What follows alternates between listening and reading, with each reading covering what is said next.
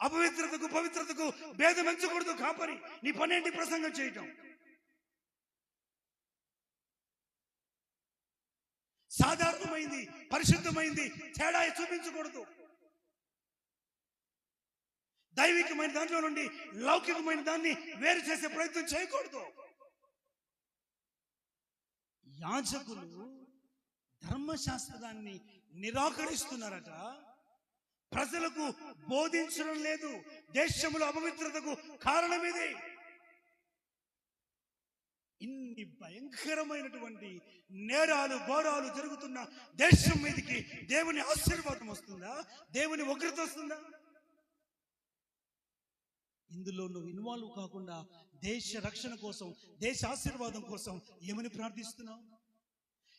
ఇది నువ్వు చేయడానికి తెగించకుండా, ఫీనెహాసు లాగా నీవే లేచి నిలబడకుండా, దీన్ని కట్టడి చేయకుండా ఏమని ప్రలాపిస్తున్నావు? ఏమని ప్రార్థిస్తున్నావు? క్రియలు లేకుండా, క్రియలు జరగకుండా చేస్తున్నటువంటి ప్రార్థన ప్రక్షాళన దిశగా పరిగెత్తాడట.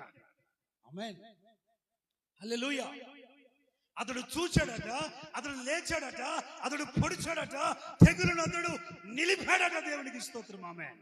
దేశంలో ఉన్న పెట్టగిపోతున్నటువంటి అపవిత్రతను సంఘ విశ్వాసం లేచి ప్రార్థనలో అడ్డుకోలేడా? God is calling to intervene. ఈ మాట అందరూ చదవాలని నేను ఇష్టపడుతున్నాను. యెహెజ్కేలు గ్రంథం 2వ అధ్యాయం 30వ వాక్యం అందరూ ఒకసారి స్పష్టంగా చదవాలి. అందరూ కూడా బిగ్గరగా స్పష్టంగా చదవాలి.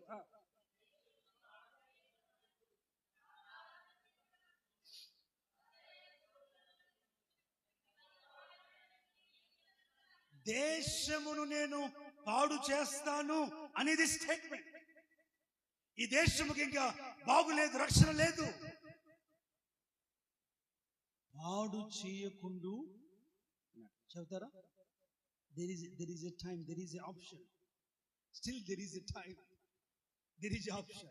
ఇంకా సమయం ఉంది, ఇంకా అవకాశం ఉంది. ఇదిగో ఇందులో ఒక పిలుపు వినపడుతుంది.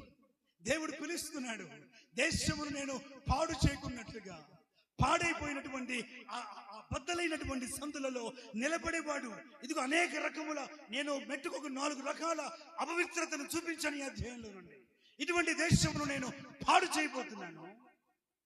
అయితే ఇటువంటి దేశమును పాడు చేయకుండా ఆ దేశ రక్షణ కోసం దేశములో మహారక్షణ